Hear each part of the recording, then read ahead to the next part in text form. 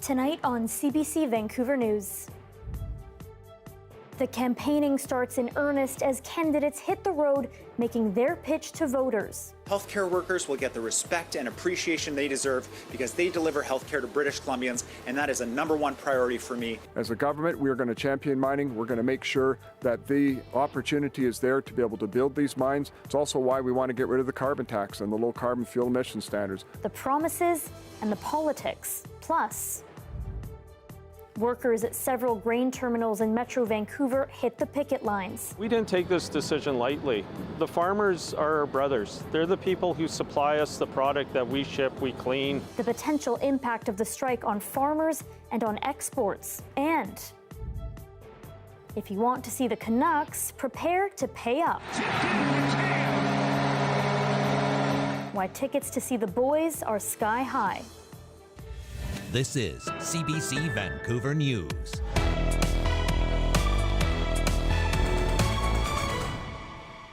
Hello, I'm Michelle Ghoussoub. Thanks for joining us. We start on the BC election campaign trail. NDP leader David Eby spent the day in Terrace touting his government's investments in hospitals, while BC Conservative leader John Rustad was in the Kootenays pitching his plan to recharge the province's mining sector. The CBC's Katie DeRosa reports from Terrace. Here at the site of the new Mills Memorial Hospital in Terrace, David Eby is trying to contrast the NDP government's investment in new hospitals with what he claims are healthcare cuts by BC Conservative leader John Rustad. It is long overdue for the people of Terrace to have a high-quality, modern hospital to provide care for them and for their families. The new hospital broke ground in 2021 and is set to open ahead of schedule this November. It will have 82 beds, a larger ER, 4 operating rooms, and a pediatric care space. The price tag has risen from just under $450 million to more than $630 million. Eby says it's one of 30 hospital projects the NDP has funded in the last 7 years. Eby was joined by Carol Leclerc, the former mayor of Terrace who ran for the BC Liberals in 2013. Both she and Eby criticized the previous BC Liberal government for failing to fund the hospital in 2010 when it was first proposed. And it was 10 years ago, almost 10 years ago, when I became mayor and took on the battle, and it was a battle, trying to get a modernized hospital, a brand new hospital for Terrace. Eby says there was also a push for a new hospital in Fort St. James, an area in John Rustad's riding of Nechako Lakes. He credits the NDP for investing in the Stewart Lake General Hospital, set to open next month. Terrace Mayor Sean Bouyataz says whoever wins the election should invest more to help with homelessness and mental health resources in rural communities. And there's real concern that these issues are not being addressed, and really they're ripping our towns apart. John Rustad, meanwhile, spent the day in the Kootenays talking about his plan to revitalize the mining sector.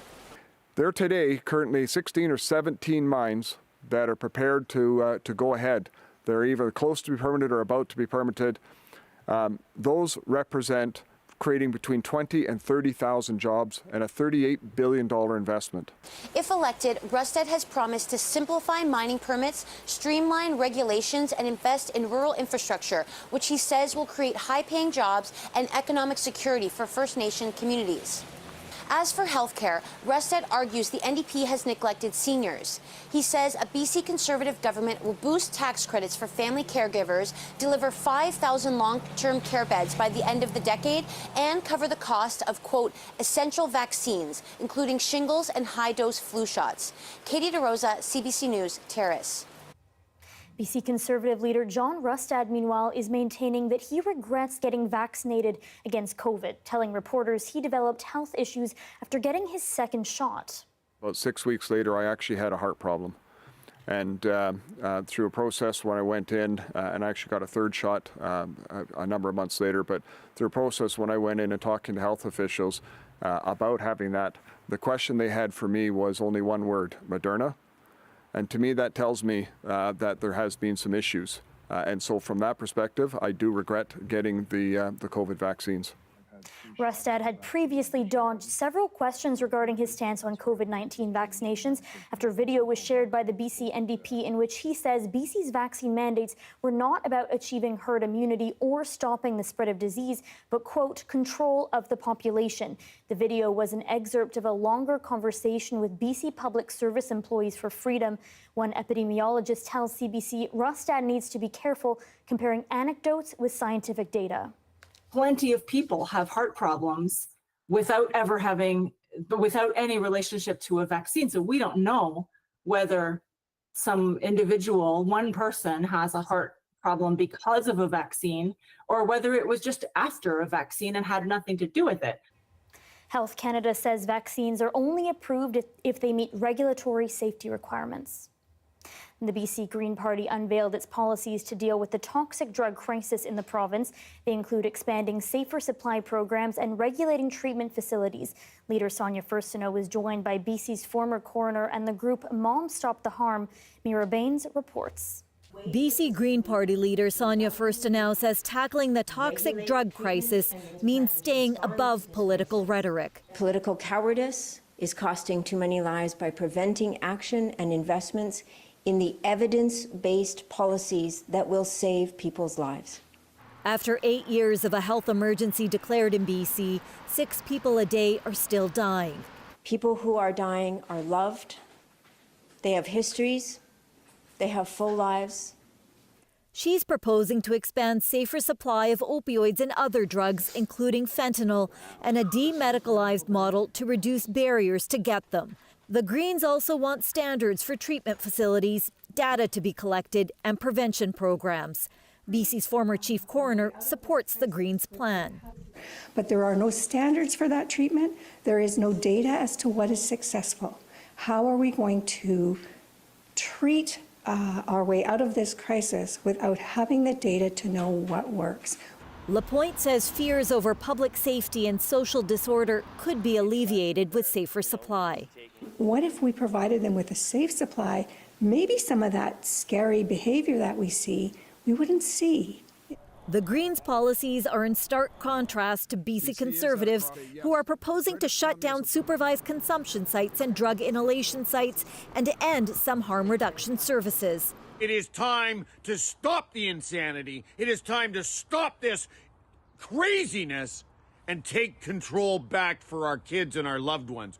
In April, David Eby rolled back decriminalization in some public spaces and recently came out with a plan to support involuntary treatment, which the Greens criticized. For this particular group, we need to do better for their safety, to make sure they're looked after, and for the safety of communities as a whole. Leslie McBain lost her son to an overdose and agrees with the Greens' policy and says access to treatment is needed.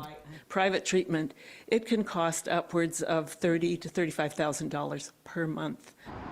A key part of the Greens' plan is making mental health treatment more available for younger people and prevention programs in schools to help stop drug use at an early age.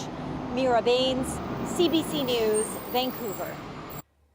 Meanwhile, the township of Langley will be working with the vision impaired to improve safety on municipal streets. The move comes as people highlight the mobility challenges faced by some pedestrians navigating sidewalks and crossing the street. Michelle Morton has more. See, now this curb ramp is facing directly into the traffic. It's not facing where we need to go. This is just one example of the daily challenges Amy Verwoerd and Matt Sally, along with his guide dog Grizzly, face on a daily basis. Both say they often don't feel safe when they're walking on sidewalks. Lack of consistency in the crossing signals and difficulty in the sidewalks, in how wide they are. It's so challenging to be able to navigate if there's a stroller or a scooter or a walker coming in the opposite direction. You have to be so careful about where you're at, where the poles are located for the buttons to cross the street. Sometimes one direction is on one pole, another direction is on another pole. And if you're in a strange area, it really causes a lot of anxiety. Find the pole, find the pole. Pedestrian safety advocates say municipalities should factor these concerns into their infrastructure design. Saying, hey, we're going to take this as a matter of importance. We'll show other municipalities and townships that, hey, we need to change our focus going forward, invest more in our people, invest more in our aging demographic and the disabilities and accessibility needs that go around that. Verwoerd and Sally are part of a group who have been leading Township of Langley councillors on walks to highlight the challenges they face. This week, they presented crosswalk safety recommendations to council, which were supported unanimously. We all sort of had a moment of enlightenment, right? Where it's like, it's simple enough for us to get around, but that's not what's important. What's important is that you're building a community that's safe for everybody. Pratt says a member with the blind community will work with staff as they develop the transportation and mobility strategy, which looks to enhance transportation infrastructure for the township by fall of next year. Michelle Morton, CBC News, Vancouver. A man accused of driving his truck into a march for residential school survivors 2 years ago has been found guilty. The incident happened on the Lougheed Highway through Mission in June of 2022. Richard Manuel, who was 77 at the time of the event, was charged with 1 count of dangerous driving. He was accused of hitting several pedestrians with his truck and leaving the scene without stopping. A sentencing date has not yet been set.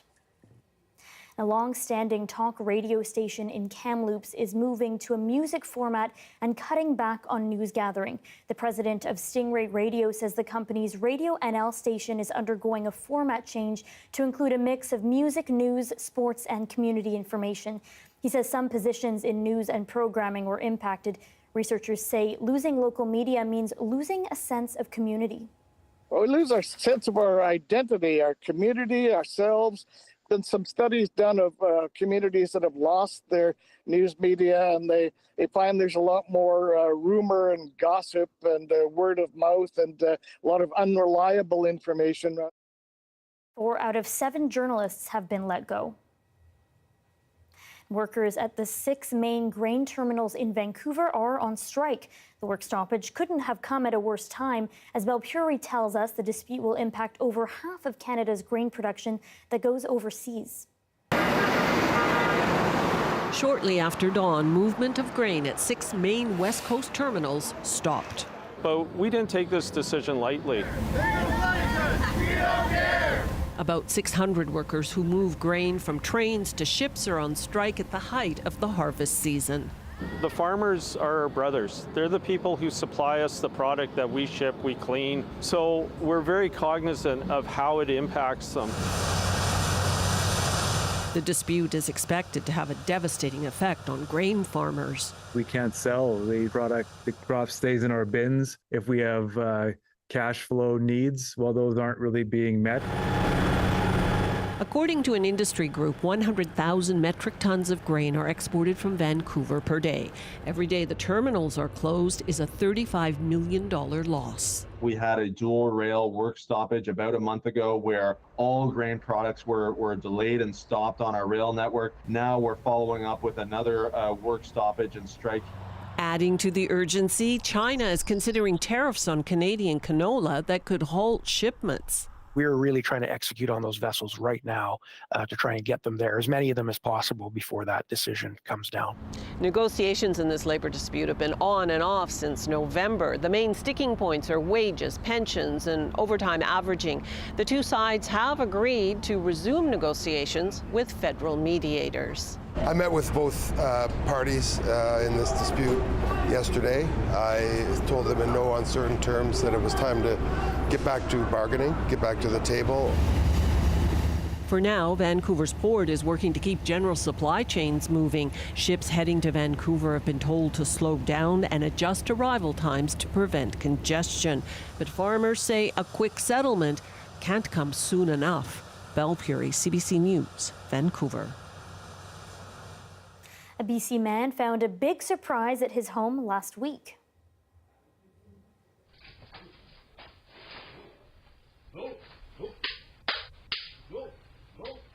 Alex Gold posted this video to Instagram, tagging it in the Coquitlam region of the Lower Mainland.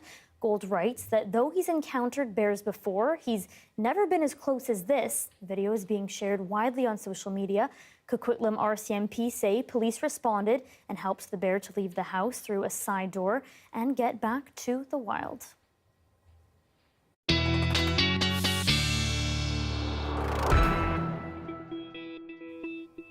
Darius Maravi joins us now for a first look at the weather. And Darius, lots of different conditions that you're tracking. Yes, big story today and big story tomorrow, but in different places. So today the big story is that moisture feeding in still to the central coast, a little bit tapering off somewhat in some places, but still very heavy rain overnight tonight in many parts of the coast there. The north coast got the worst of it yesterday, but we have seen the rain come in and out for some parts of the north coast since then as well.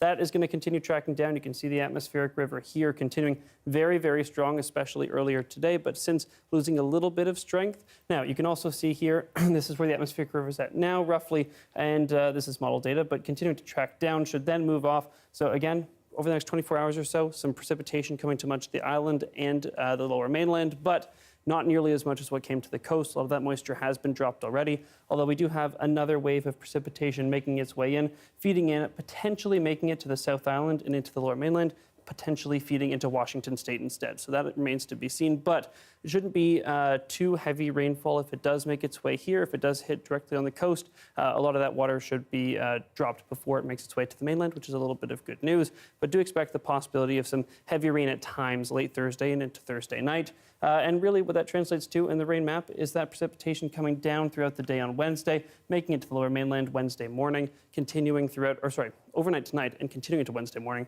tapering off towards the end of the day, and then maybe a little bit of sunshine across much of the island and here in Vancouver towards the end of the day, Michelle. All right, thanks, Darius. I'll see you in a bit. See ya. With just over 2 weeks until the Vancouver Canucks return to regular season action, some fans are sounding off, saying ticket prices have gotten too steep. After the break, we'll look at the role of dynamic pricing in the recent spikes.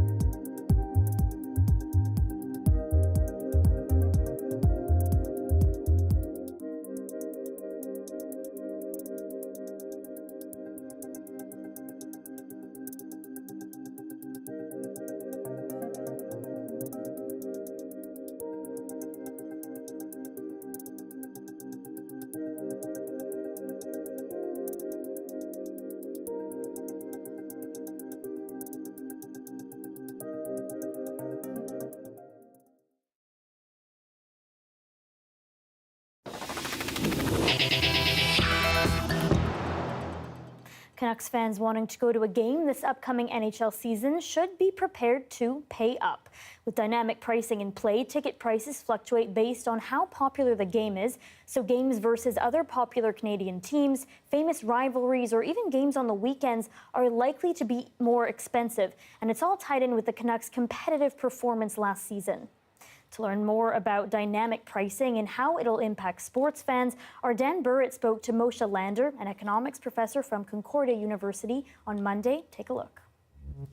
Moshe, thanks for joining us. First of all, we know prices jumped for Vancouver Canucks fans heading into last year's playoffs, but as you see it, are prices up around the NHL right now, or do you expect them to go up once seasons begin or get rolling? Yeah, it's like all other goods and services. Prices continue to rise, especially for teams that had success and unexpected success. That's, of course, going to drive prices higher. We always see that a team gets an unexpected run like Edmonton had this past year, and then they increase prices substantially because you're now not just seeing the Oilers, you're seeing the Western Conference champion Edmonton Oilers. And so it's not very rare that you're going to see prices fall. And how much does dynamic pricing have to do with this? Is this a new phenomenon that we're experiencing in Canada? Yeah, its time has come. I've been talking about this in my classes for years, that why do you have to pay the same price for every game? It doesn't make sense. If the Canucks are playing the Flames, you would assume that there's going to be a lot more interest. If you're playing the Kraken, there's going to be a lot more interest. If you're playing, say, some team from Texas, who cares? It's not necessarily Vancouver's natural rival, although they have had some past with Dallas. So the type of thing then that depending on which game it is in the season, how Vancouver's doing to that point, that's always been corrected through the second-hand market. Ticket scalpers kind of know the pulse of what the prices really are.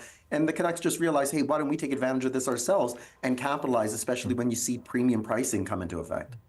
Now, on the other end, and jumping off what you said partially about scalpers in the other markets, the U.S. Justice Department is looking to break up Ticketmaster and its parent company, Live Nation. If that happens, would it affect prices here in Canada, do you think? No, because even if you manage to break that up, what you're really breaking up is the service charge, not the actual ticket prices themselves, right? They're still going to find a way to find their natural level through supply and demand. So it's the service charge bit that's going to disappear. But you could very easily imagine then that if Ticketmaster isn't adding on 20, 30, 50% to the price, why wouldn't the Canucks do it themselves and say, hey, if you want to buy the tickets from us and make sure that you have a guaranteed seat where you can actually see where you're going to sit, then we'll charge you that premium ourselves and they'll pocket that money. So somebody's going to find their way to getting that cash if it's not Ticketmaster. And just to wrap up, we appreciate your time. When it comes to pricing, dynamic or otherwise, do you expect that Canucks fans and other fans will eventually see, if prices are going up, an increase in the experience, in what's offered, in the drinks, in the concession, that kind of thing? Well, those prices are going to go up as well. The thing that's interesting for the Canucks is that they have a very small window here where they need to perform because they've had some amount of regular season success that hasn't translated into the postseason. And so if you're going to keep increasing prices on fans, you better keep delivering. If it's not on the ice, then there has to be some off the ice experience that you're having. Because of where that arena is located, it's really hard to have an out of arena experience just because it's under a couple of overpasses and it's not really conducive the way Edmonton tried to build out a space or Toronto's built out a space. So if Vancouver doesn't win something substantially in the next couple of years, they're going to find that they might actually have to start reverse the price increases, or they're going to have to really up their game somewhere else in that arena to make it worthwhile. Moshe Lander, we appreciate your time and your expertise. Thanks for joining us. Anytime.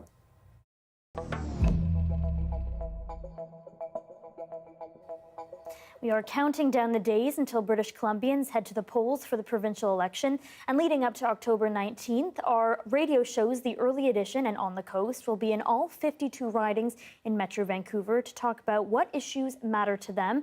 Here's the riding of Surrey Guildford. You know, the struggle that I see a lot of people, you know, with housing specifically and affordability, that's kind of a priority for me. And especially seeing things not really improve and kind of take a turn for the worse. So for me, that's kind of the priority for my community and kind of seeing, you know, the residents here and my neighbors and my peers. So I think as somebody in my young 20s, I don't see a future where I own a house. I see myself living with my parents, honestly. I mean, they're amazing, but it's just something that scares me because I do want to have my own independent space. For me, it really does come down to not only affordability, but it also comes down to the lack of employment that there currently is. I mean, speaking from personal experience, I've been unemployed for almost a majority of this year. It was actually my first day today at a job. And it's just been extremely difficult. I mean, healthcare, that's probably the biggest one, especially in Surrey. Like we heard about the second hospital being built, and then it's kind of not paused, and so on and so forth. But really focusing on affordable healthcare that's like I said, similar to the housing issue, more sustainable, right? Like, what's the future going to hold? What's the next generation going to have access to? BC NDP leader and Premier David Eby is running for another term, but who is he and what exactly is he pitching to voters? CBC's Katie DeRosa brings us a closer look at his background, his promises, and the expectations. Iva, are you going to babysit Gwen when you're older? Yeah. Yes? Yeah, definitely. During a busy day of campaign events, BC NDP leader David Eby interrupts a water fight between 5-year-old Iva and 10-year-old Ezra as his wife Kaylee cradles their 2-month-old daughter Gwen. While his kids look to him for snacks and piggybacks, British Columbians are looking to him for answers on some of the province's biggest issues. Can they afford to buy or rent a home? Why are they spending so much on groceries and gas? And are they safe walking down the street? The public has known David Eby for the last 20 years, first with Pivot Legal and then the BC Civil Liberties Association. In 2013, he knocked then Premier Christy Clark from her seat in Vancouver Point Grey, cementing his reputation for challenging the establishment. Now he is the political establishment, fighting to extend the NDP's mandate by 4 more years. Eby says he learned long ago that ideals might drive you, but reality grounds you. I was thinking about my first day on the job at Pivot when I got a call from a housing advocate and said, "Oh, I understand you're the new housing lawyer. What are you going to do?" And I said, "Well, I'm going to shut down those slumlords." And the housing provider said, "You're an idiot. You're so stupid. I can't believe you have this job." He's like, "Well, where do you think people are going to live if you shut down the slumlords, smart guy? They're going to end up in the streets. So you made everybody homeless." It's really about learning and understanding that your assumptions about what should be done may be challenged. And the key is listening to the people you're supposed to be representing. Eby was selected by NDP members, not voters, to be premier. And nearly 2 years since stepping in for John Horgan, Eby will be making the case to voters that he and the NDP can make life better for them. His main political opponent, BC Conservative leader John Rustad, says time has run out and people want change after 7 years of NDP government. On Eby's first day as premier, he promised improvements that people can see, feel, and touch. Ravi Kahlon, a close ally, insists Eby's policies have improved people's lives, pointing to their housing policies and crackdown on short-term rentals. For the first time in almost decades, we're seeing rents come down across British Columbia. Eby's critics say the only changes British Columbians have seen are more random attacks, open drug use, and clogged emergency rooms. Eby has also come under fire for reversing course on key issues like the carbon tax, involuntary care, and drug decriminalization. Veteran BC United MLA Shirley Bond, who has watched 4 premiers govern since she was elected in 2001, says the reversals smack of political opportunism. Now, to do that on the eve of an election call certainly does cause some skepticism in British Columbia. And do you think Ezra wants some water? Yeah. Yes. Eby says it shows he's listening to the public. I think people have the space to say, if you try something and it's not working, have the courage to pull it back and try something different. But whether enough British Columbians believe they're being heard is a question that will weigh heavy on Eby until Election Day. Katie DeRosa, CBC News, Victoria. Ahead of a speech at the UN, Prime Minister Justin Trudeau swung by The Late Show with Stephen Colbert to make his case for another term. Why he says he understands Canadians' frustration, next.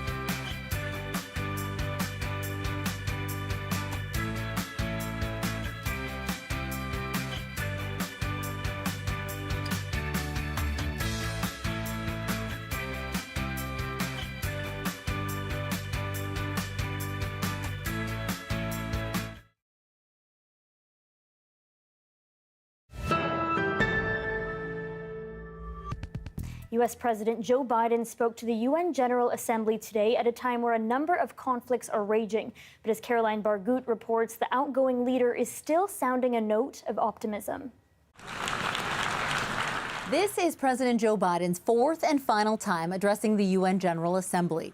He started off by talking about his history in American politics and comparing it to today. When he was first elected to the Senate in 1972, the U.S. was fighting in Vietnam. The Cold War was raging on, and the Middle East was on the brink of war. But he says the world got through it, and we can do it again. Today, the United States and Vietnam are partners and friends, and it's proof that even from the horrors of war, there's a way forward. Things can get better. We should never forget that. I've seen that throughout my career. On the war in Gaza, Biden once again called for a ceasefire and hostage deal now and pushed for a two-state solution to a round of applause. As for the escalating conflict between Israel and Hezbollah, which has already killed more than 500 people in Lebanon, Biden said it's not too late to calm tensions, but he didn't say how. Even if the situation has escalated, a diplomatic solution is still possible. In fact, it remains the only path to lasting security to allow the residents from both countries to return to their homes and the border safely. And that's what we're working tirelessly to achieve. About the war between Russia and Ukraine, Biden said the U.S. will not let up support until Ukraine wins. He said the war in Sudan has to end too, but didn't offer any solutions. And he announced the U.S. will give $500 million to help African countries respond to the Mpox virus and is donating 1 million Mpox doses right away. He said there will always be conflicts that pull the world apart, but leaders have to make sure the forces holding nations together are stronger. Caroline Bargout, CBC News, Washington. As part of his trip to the UN General Assembly in New York, Prime Minister Justin Trudeau appeared on The Late Show with Stephen Colbert last night.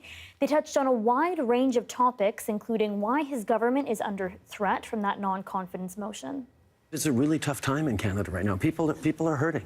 People are having trouble paying for groceries, paying for rent, filling up the tank. People are frustrated, and the idea that that maybe they won an election now is something that my opponents are trying to bank on, because people are taking a lot out on me for understandable reasons. I've been here and I've been steering us through all these things, and people are sometimes looking at change.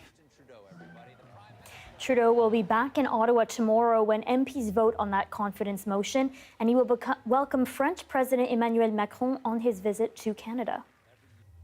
Conservative leader Pierre Poilievre is taking a run at toppling the Liberal government and forcing a federal election. He's introduced a confidence motion. Kate McKenna with its chances of succeeding. To hear Pierre Poilievre, you'd think an election was already underway. We have a common sense plan to axe the tax, build the homes, fix the budget, and stop the crime. But the Conservative leader may not get his wish just yet. We will not be supporting Pierre Poilievre's motion. The NDP and the Bloc Québécois say they'll vote against the Conservatives' confidence motion intended to topple the government. Nice try, buddies, but we will take our own decisions, and we will serve the Canadians and the Quebecers, and we'll do what is the best interest of the population. That means the chance of a snap election being called this week is almost zero. Canadians want us to work. They don't want to go to an election. They've elected people to work until October of 2025. While the government is set to survive the first confidence vote, more are coming, and parties already sound like they're campaigning. The Prime Minister admits in his own press releases 1 in 4 kids are not getting enough food. While Conservatives say Justin Trudeau should go, the NDP argues it shouldn't be Poilievre who replaces him. Do you want someone that's going to stand up for working class people, or someone that's going to help his corporate buddies? The choice is clear. This week, your rivals are calling a vote to possibly force you out of office. Speaking on the American talk show, The Late Show with Stephen Colbert, Trudeau brushed off criticism. I've been here and I've been steering us through all these things, and people are sometimes looking at change. But the reality is, I deeply believe in continuing to fight climate change and continuing to invest in people, and continuing to be there to support people, and I'm going to keep fighting at it. This confidence motion is set to be defeated on Wednesday, but Conservatives are already planning to introduce another one on Thursday, meaning another chance for parties to decide whether this government stands or falls. Kate McKenna, CBC News, Ottawa. Theatre chain Cineplex is facing a fine of nearly $40 million for deceptive marketing practices. The Federal Competition Tribunal found the company misled theatergoers by not immediately presenting them with the full price of a movie ticket when they purchased seats online. Cineplex has denied the allegation and said it plans to appeal the decision.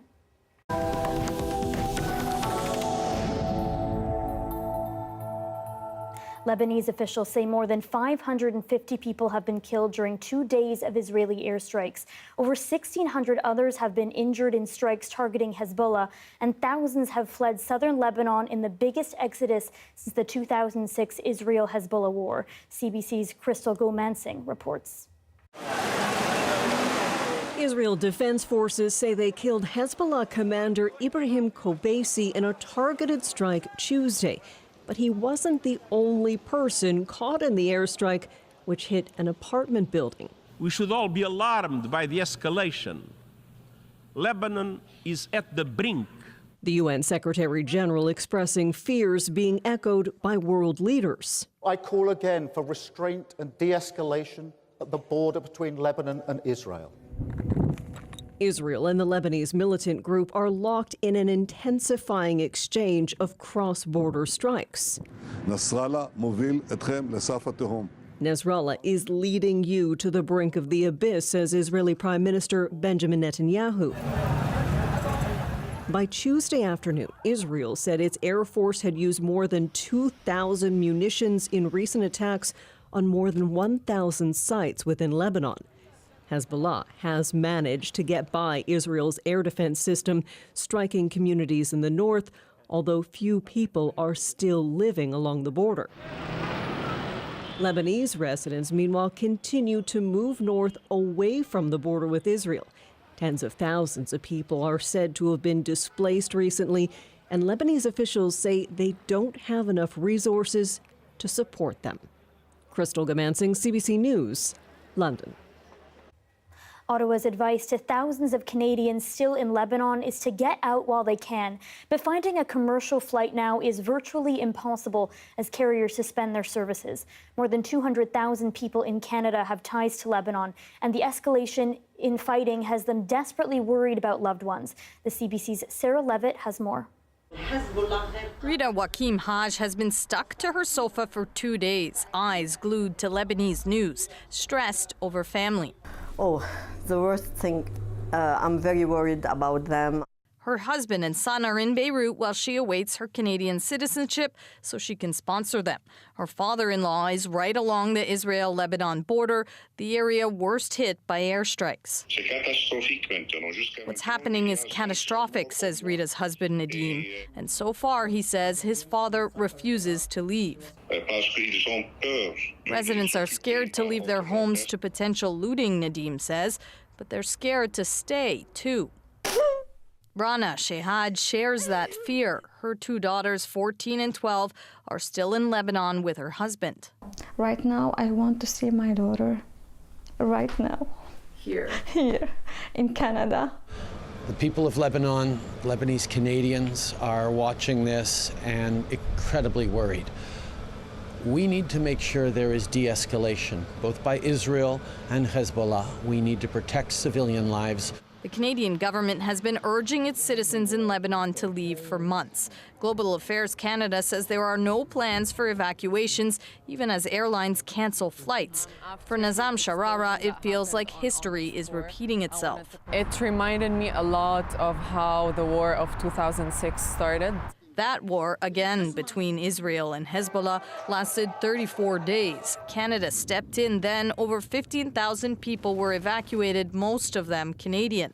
The NDP has asked the government do the same right now. I feel like people are starting to worry and are starting to, think about relocating to other countries. Many in her family, though, want to wait and see if the fighting ends quickly. Yet they do want the option to get out and feel Canada should provide it. Hi, Marwan. For now, all those with loved ones still in Lebanon do what they can to get news with the hope the conflict doesn't escalate. Sarah Levitt, CBC News, Montreal.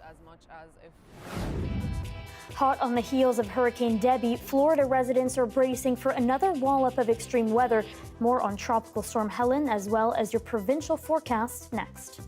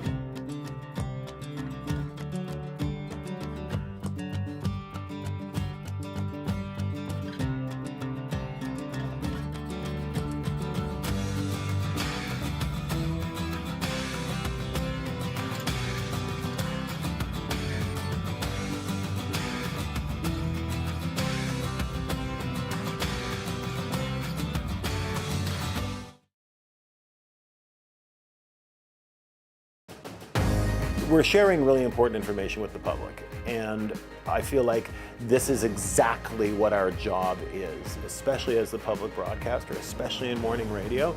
That's incredibly important. Hey, I'm Rohith Joseph. Vibin' is the new show all about discovering great new songs and fresh artists from across BC and beyond. Stream Vibin' on CBC Listen.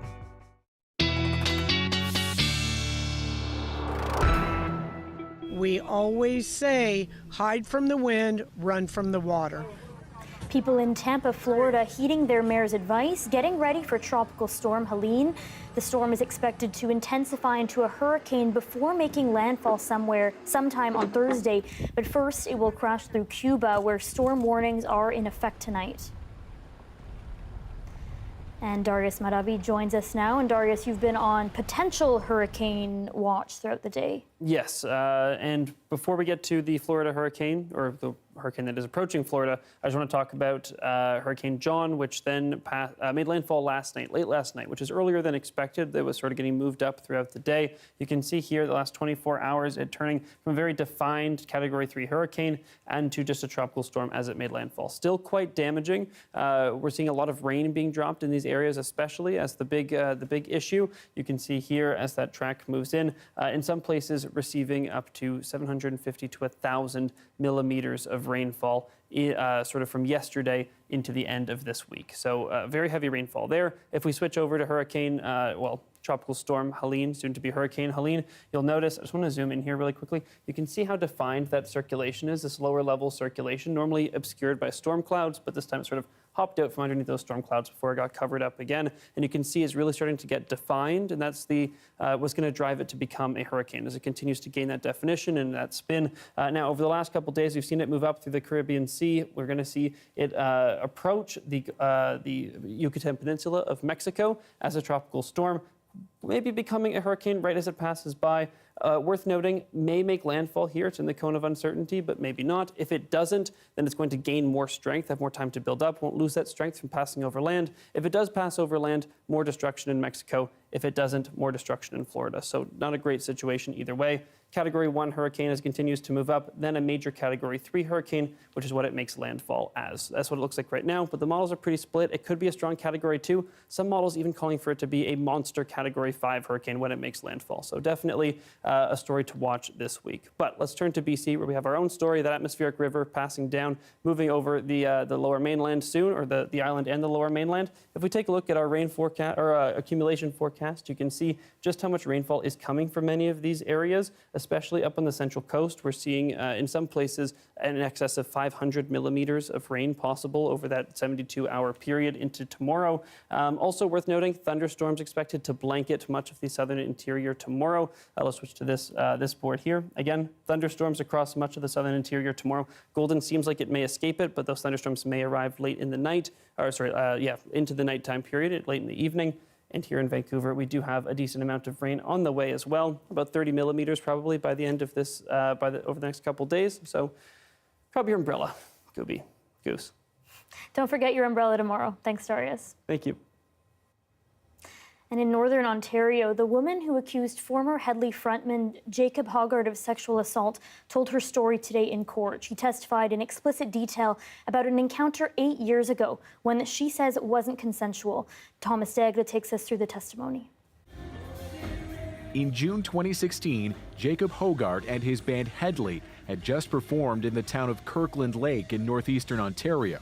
In the crowd was a 19-year-old woman who'd seen the group once before. Now, Crown prosecutors say what happened the following morning in Hoggard's motel room is at the center of his sexual assault trial.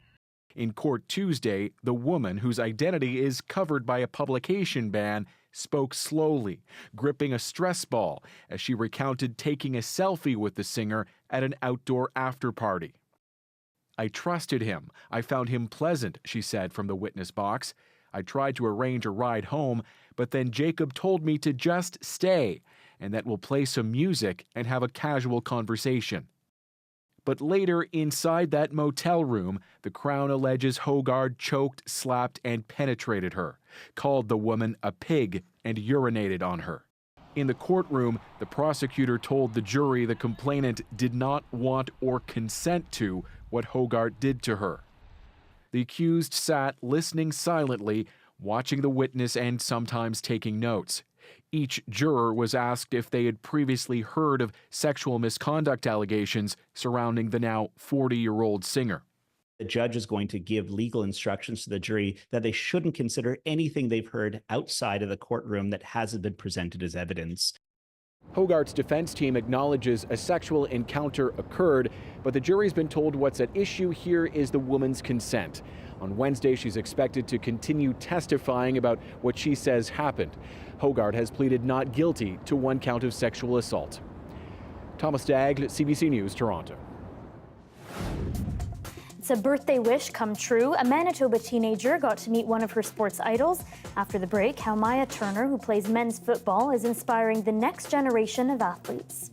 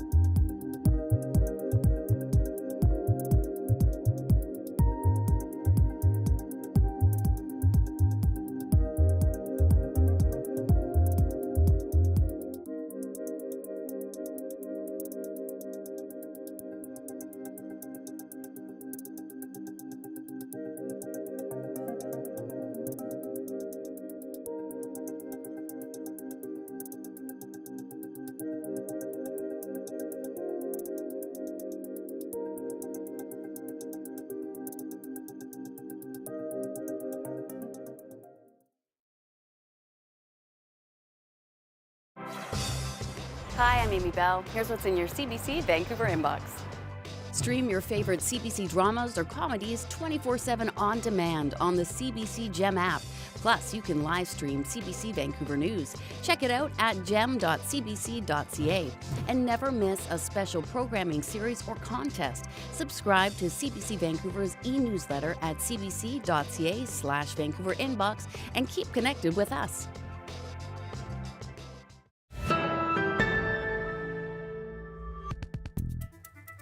We have a new twist on the younger athlete meeting their idol story. The sport is Canadian men's football. But the athletes are groundbreaking women. Karen Pauls has more. Go, get down there! Emily Beauregard's wish for her 18th birthday was to meet Maya Turner, the starting kicker and only woman on the University of Manitoba Bison's men's football team. Oh my God, you were amazing! On Saturday, her wish came true. And I want to do the same as you do. It is really like a men's world, but I think we can take our place in that. Turner has already done that. Last year, she was the first woman to play and score in a regular season university football game. The Manitoba Bisons have won this homecoming football game on the strength of Maya Turner. She instantly became a role model for other young women like Beauregard, a rookie kicker on a Quebec pre-university men's football team, the first woman in the league. I think like a lot of girls saw her and was like, holy shit, she can do it, I can do it too. You know, I love to see other girls kicking footballs and playing on men's teams. All the way from Quebec, coming to watch the Bisons play. The Bisons have embraced Turner and welcomed Beauregard, who fit right in. It was very impressive, but it was very nice to see you like win because it was very sketchy and I was very pissing on myself. So. Beauregard and her father flew back to Winnipeg with the team. On Sunday, they got a tour of the University of Manitoba campus and the football complex. Welcome to the locker room. Turner has her own changing room. This is where I hang out. But her coach, Brian Doby, says she's just one of the guys. Is so symbolic of what anybody can do regardless of race, gender, etc. Anybody leading the way and taking a risk. And inspiring other women who dream of kicking down barriers. Karen Pauls, CBC News, Winnipeg. Darius, no, you're not the biggest sports guy, but maybe if you met your idol, it would inspire you. I don't think my idol is a sports guy. Hank Green. If I met Hank Green, I would probably have the same reaction. Yeah. There we go. Great. Thanks for being with us tonight on CBC Vancouver News at 6. You can watch this newscast on CBC Gem, our free app, as well as on YouTube and our website, cbc.ca/BC. And I'll be right here with your next local news at 11 o'clock, right after the National. Have a great night.